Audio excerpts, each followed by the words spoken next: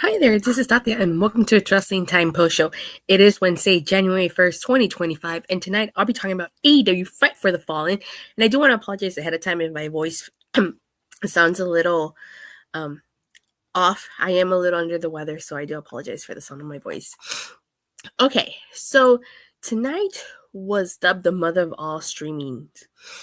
A simulcast, the mother of all simulcasts, because tonight was the first night that AEW is going to be simulcasted on TBS and on HBO Max.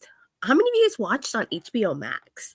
I personally watched on TBS just for the simple fact that I don't have HBO Max, and I don't know if getting it will eventually be worth it. I know that AEW pay-per-views is supposed to be on there at some point, but I just feel like if I'm not going to use Max for anything outside of AEW, I'm not sure if it's worth getting. So for those that watched AEW on HBO Max, let me know how it went for you guys, and do you guys think it'll ultimately be worth it? So, the Tonight Show was also dubbed, the start of a new era. We had a new theme song. It was the Pointer Sisters, I'm Excited. Now, the song itself isn't a bad song. I got rid of Max. If the AEW pay-per-views come on there live, I'll resubscribe. They're supposed to later on in the year. I'm not sure exactly when. And it seemed to me like this song was really not a popular choice amongst the fans. A lot of people didn't seem like this song fit AEW. I don't think the song is bad. It's just, I can understand what some people mean. It doesn't fit like a wrestling show. It's a good song. It just doesn't fit. For some reason, my Max was on Spanish. Really? You got Max on Spanish? So, like, did you have Spanish commentary? Was it entirely dubbed in Spanish? Did you have a hard time understanding what they were talking about? Let me know, Io. All right, so tonight's AEW kicked off with the Jon Moxley promo. Now, apparently this promo was filmed at World's End, and basically I felt like this was the same old. Oh, really? Well, I hope you learned some words in Spanish. This was the same run-of-the-mill Jon Moxley promo. He didn't really say anything of substance here. I'm just so over the Death Rider storyline. We need to move on from it. I'm so excited. It is a good song, but it doesn't fit an opening to a wrestling show. I'd rather play the Jesse Soprano scene from Saved by the Bell of her singing. I'm so excited. I'm so scared. I haven't seen... Not the biggest fan of Saved by the Bell, so I don't know what scene you're referring to. Afterwards, we had a rated FTR segment, and it's Adam Copeland, Dax, and Cash talking about Death Riders that if they want to fight, they'll give it to them. Adam Copeland says that he saw fear in Moxley's eyes because he's sicker than him. So, this is obviously their match is the main event. The opening contest is Orange Cassidy versus Hangman Adam Page. I didn't think this was a bad match. Honestly, I thought it was a pretty decent match. I liked this match. Hangman Adam Page is victorious. He did attack Orange Cassidy at the end. He hit him with 2 dead eyes. And then Christopher Daniels came out, and Hangman attacked Christopher Daniels here. So, it seems like Hangman is just going rogue. You never watched it. I've seen episodes here and there, but I'm not the biggest fan of Saved by the Bell. So I wonder if we're setting up like a feud between Hangman and Christopher Daniels here. Like, is Christopher Daniels gonna wrestle again? We'll have to wait and see. So we get a Jay White promo, and he's talking about how he's not starting off 2025 the way he wanted to. He wanted to start off 2025 as AEW champion. Looks like it's setting up for maybe a Page versus Christopher Daniels match. I can see that. He talks about how whether you took cost him the match at World's End. and Worlds doesn't do it justice. Now, he does have an opportunity later on tonight when he faces two former champions. He's facing off against Strickland and Roderick Strong, for the Casino Gauntlet next week. So I did like the promo by Jay White. We get the Acclaim versus the Hurt Syndicate. So obviously, this was the first time Bobby Lashley and Shelton Benjamin teamed up together. I could have sworn they teamed up, but maybe I'm wrong. It seems like this match was more about telling a story about the Acclaim than it was about the match itself. Because they're definitely telling a story with the Acclaim. It seems like the Acclaim is headed for Splitsville because Max Caster just, prior to the start of the match, Anthony Bowens asked Max Caster if he intentionally hit him with the title. Obviously, Max Caster denied it. But during this match, when Anthony Bowens was in there, Max Caster tagged himself in. This obviously didn't sit well with Anthony Bowens. You guys remember the Hurt Syndicate gave Max Caster a card, and it seems like that went to his head. And, basically thought this whole match, Anthony Bowens is just kind of on the sidelines, just watching what's happening with Max Caster. He doesn't really help him as much. Oh my god. Bobby Lashley fought his own sister in Max Caster. Yeah, we don't want to remember that segment. Yeah, that's not a good segment. And so obviously the Hurt Syndicate is victorious after Bobby Lashley puts Max Caster in the Hurt Lock. And as Max Caster's laying in the ring, Anthony Bowens just walks away. So it seems like they're going to split up the Acclaim. I don't think that's a good idea because then what is Max Caster going to do? What is Anthony Bowens going to do? They were such a big success as a tag team. I mean, the whole daddy ass and the scissor me, that got over. Not to mention, we had National Scissoring Day. Whatever happened with that? So, I don't know how I feel about them splitting up the Acclaim. I think it's a bad idea. That's just me. We have a Swerve Strickland interview. And he's talking about how 2024 belonged to Swerve Strickland. He apologized to the people because he's been distracted. The people have been chanting his name. Whose house? Swerve's house. And he's never been in a gauntlet because, he spent 2024 just champion. And he, and Prince Nana wishes everyone a happy new year. So we get Jamie Hayter versus Julia Hart. So this is Julia Hart's first match back. And over the last couple weeks, she's been interrupting Jamie Hayter here. This was an okay match. But Julia Hart won after she sprayed some type of mist. She got an arrow, which was as a distraction. And she sprayed some type of mist on Jamie Hayter. So, I get why they wanted to give Julia Hart the win. This is her first match back. But you give it to her against Jamie Hayter, who Jamie Hayter, since coming back, really hasn't done much. She's just been kind of there. Not to mention, when they brought her back, they brought her back on the pre-show to All In. So, we'll see where Jamie Hayter goes from here, but this was an okay match. Jamie Hayter looked awful in the match. Julia was pretty much carrying her throughout the match. We get Kazuchika. I can never say his first name. We get an Okada Vignette. And basically, we find out that next week on Dynamite, Kenny Omega comes back. So, obviously, I feel like there's going to be a segment between Kenny Omega and Okada because you guys remember at World's End, Kenny Omega presented him the Continental title. So, Okada's basically talking about how 2024 was the year of the Rainmaker. He won the Continental Classic. He proved he is the best wrestler alive. How many times does he have to beat Omega? He called Will Ospreay his little brother, and he calls Omega a bitch. So I actually really like this. I kind of like what AEW did with this. It wasn't your typical, they're just backstage cutting a promo. It was a video promo, a video vignette. So I actually really like that. We get a Mercedes Monè segment. I have to say, we're 6 years in. AEW just celebrated, well, technically the AEW Dynamite celebrates 6 years in October, but the creation of AEW was, it's been 6 years since they announced AEW. And I have to say, I give some credit the fact that we did have a woman, another segment featuring the women here, because since its inception, we've only had one women's match. So I did like it. It wasn't the best segment, but it was obviously to build to Wrestle Dynasty.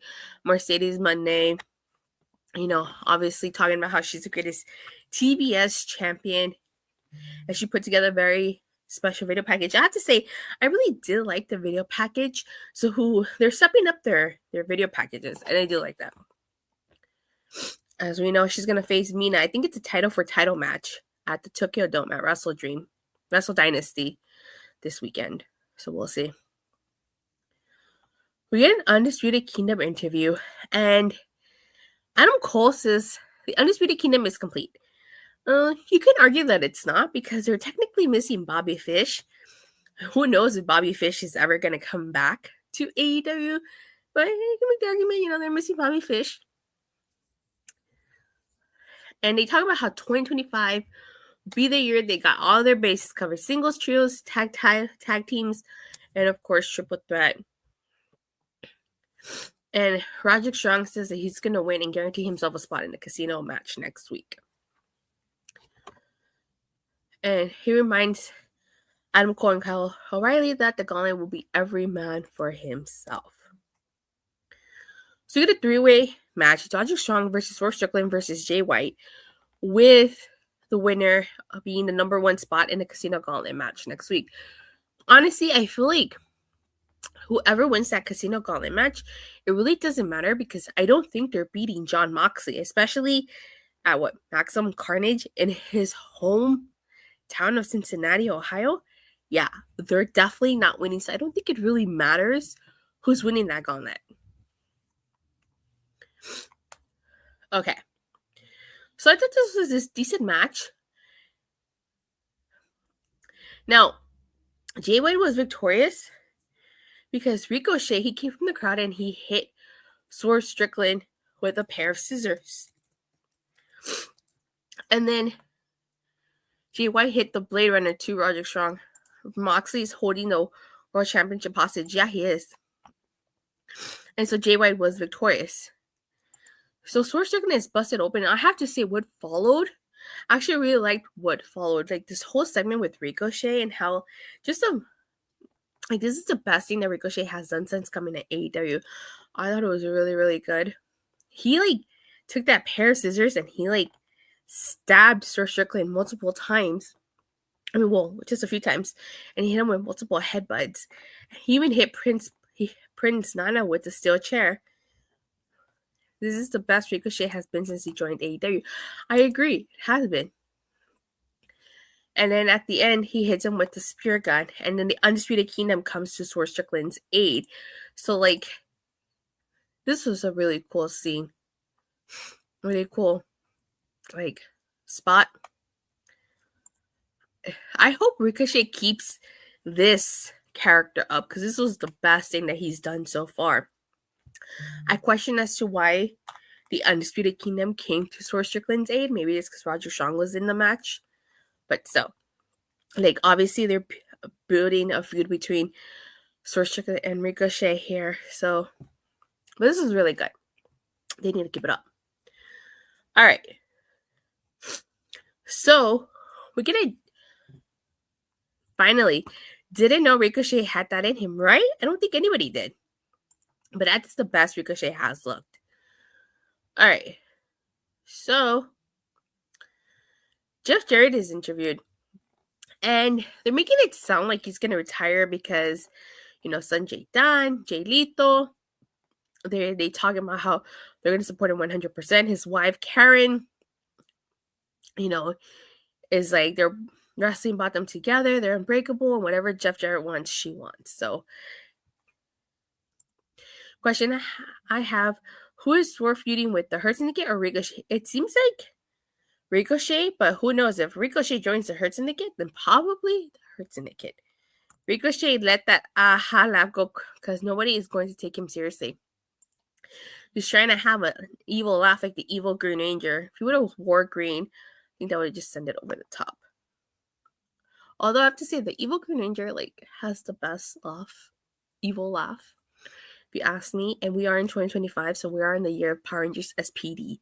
I don't see any aliens out there or a talking dog, but hey, you never know. I'll get to that right now, Ayo. So, Mariah May cuts a promo talking about the women's division, about how she's had more matches than any other woman, and basically she feels that they can't touch her, but they would like to try. So, I have to say, her title reign has been pretty much lackluster. I did like her Tijuana street fight with Thunder Rosa, but aside from that, her whole entire story with Toni Storm was great. After she won the title, it was she really has this. She's her title has just been kind of, just been kind of there. I don't feel like she hasn't really done much with her title reign. Mariah's title reign has been awful. Unfortunately, it has. I just, not the biggest fan of her title reign. Like I said, though, the story leading to her capturing the title at All In was great. All right, so we get a Jeff Jarrett segment, and he's out there with his guitars, his boots. You're thinking he's going to retire. And the TNA does get a shout out here. So he talks about his life history, about his childhood, his dad, his grandma, and about how he bet on himself in 2002 and launched his own wrestling promotion. Now, he doesn't specifically mention TNA by name, but people start chanting TNA. Because if you don't know, he founded TNA in 2002. So, and he talks about how the promotion has produced some of the greatest pro wrestlers of all time. And he's right. AJ Styles was Mr. TNA. He got Christopher Daniels, Samoa Joe. You had a whole bunch of other wrestlers come through TNA. How their knockouts division, they started the women's revolution, but TNA does not get enough credit for that. Everybody always, women's revolution started in the WWE. It started in TNA back in 2007. Ask Gail Kim and Awesome Kong. So he talks about how the last outlaw should ride into the sunset, but he's like, hell no. And he announces that he signed his very last professional wrestling talent contract. So I'm assuming is once his new contract expires, he is going to retire. He wants gold. He's not talking about trios or tag titles. He's going to participate in the gauntlet match, and his New Year's resolution is to become world champion. I didn't have a problem with Jeff Jarrett in the wrestling the Owen Cup. I'm a little curious to see how stuff is going to play out. I mean, I don't think he'll win that gauntlet match, and even if he did, he's definitely not beating Jon Moxley. Like I said, whoever wins that Casino Gauntlet really doesn't matter because they're going to lose to Jon Moxley at Maximum Carnage in his hometown of Cincinnati, Ohio. They're not winning. They're really not. So it doesn't matter. I'd be really surprised, though, to see who wins this Casino Gauntlet. And I feel like maybe I could see Jeff Jarrett winning, but I don't know. Because again, it doesn't matter. Who do you guys think would win that Casino Gauntlet? I feel like I have to wait till next week just to see, but it's not going to matter. It's really not. Jon Moxley is not losing the title in his hometown of Cincinnati, Ohio. He's not losing in Cincinnati. So this gauntlet is pretty pointless.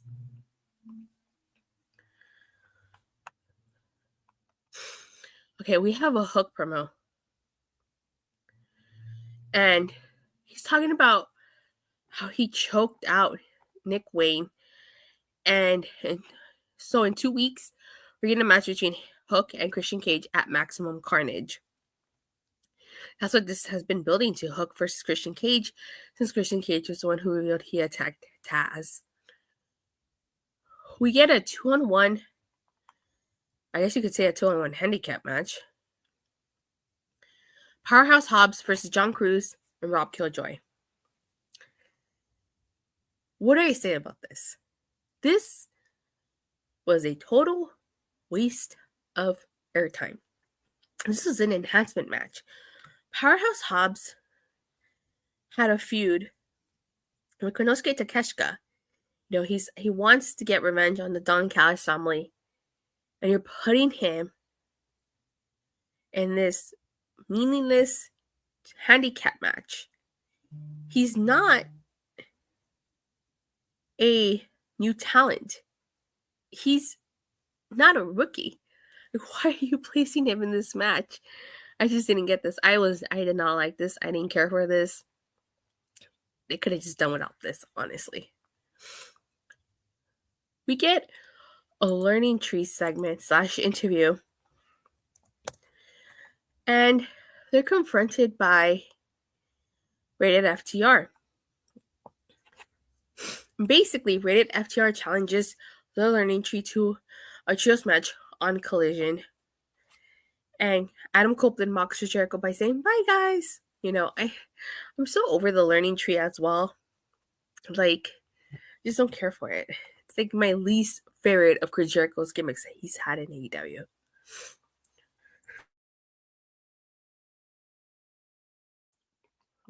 Okay. So, we get an MJF promo.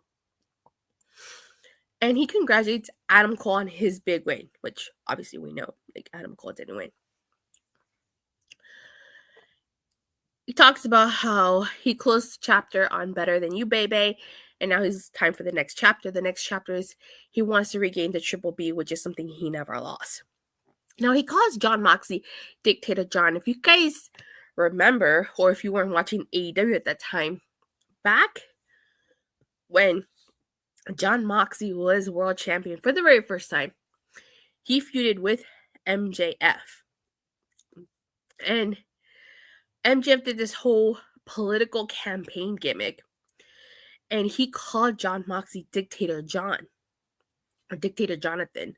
So that line was a reference to that original feud. That's been one of my favorite MJF gimmicks, the whole political campaign gimmick. And basically, he says that 2025, the devil will get his due part 2. So obviously, he's making it known that he wants the world title, and he's after Jon Moxley. But this is a different MJF and a different Jon Moxley. So we have to wait and see how this potential feud would play out. Last but certainly not least, the main event was the Death Fighters versus Rated FTR. And for some odd reason, Adam Copeland is now Rated R Superstar Cope. Yeah. Commentary was stressing that this was Adam Copeland's idea to go by Cope. Not a huge fan of the name change. There was nothing wrong with Adam Copeland. But that's just my opinion. What do you guys think of the name change? Rated R Cope. Rated R Superstar Cope. Yeah. Doesn't have the same ring to it. So, this match, so stupid the name change. I agree. I don't know why they changed the name. There was no need to change the name. But this is an okay match. Obviously, Rated FTR was going to win this. They were in Asheville, North Carolina. They were not going to lose. Marina Shafir shoves Adam Copeland into the ring post. Now, if this is going to be a feud like Rated FTR versus the Death Riders, I definitely would like to see Beth Phoenix come back and lay out Marina Shafir. Now, Jay White gets involved in this match, and he hits Wheeler Yuta with the Blade Runner. You guys remember earlier in the night, Jay White said he was going to get back at Wheeler Yuta for costing him the title. Adam probably didn't like his full name being announced. Maybe. Edge thinks his new name makes him cool. Maybe. FTR hits the Shadow Machine to Wheeler Yuta, and then he gets feared by Copeland, and so rated FTR wins, and the first AEW of 2025, streaming on HBO Max, goes off the air. So, let's go from 1 to Shawn Spears' Perfect 10. This, to me, you said it was 2 out of 10. They said it was going to be a new era, but it's not a new era. We got the same formula in part that we got to mid-24. I did like the Okada stuff. I did like the Ricochet stuff. I did like Orange Cassidy versus Hangman Adam Page. I don't really care for the Death Riders. I found out some folks had theirs on Spanish too. Oh, really? Okay. That's interesting. So, with all that into consideration, I'd say this is like a 6 out of 10 for me. There was no need to have this enhancement match. It really didn't. And, you know, for this being a new era, I was expecting more. I wanted this show to just wow me and to go out with the bang. It didn't do that. Alrighty then. So with that being said, thank you guys all so much for watching and for the continued support. Please don't forget to like and subscribe. Make sure you hit that bell so you get notified whenever I go live or release a new video. And I will see you guys tomorrow on Body Slam for the TNA post show. If I don't see you tomorrow on Body Slam for the TNA post show, I'll definitely see you guys back here Friday after SmackDown. Bye.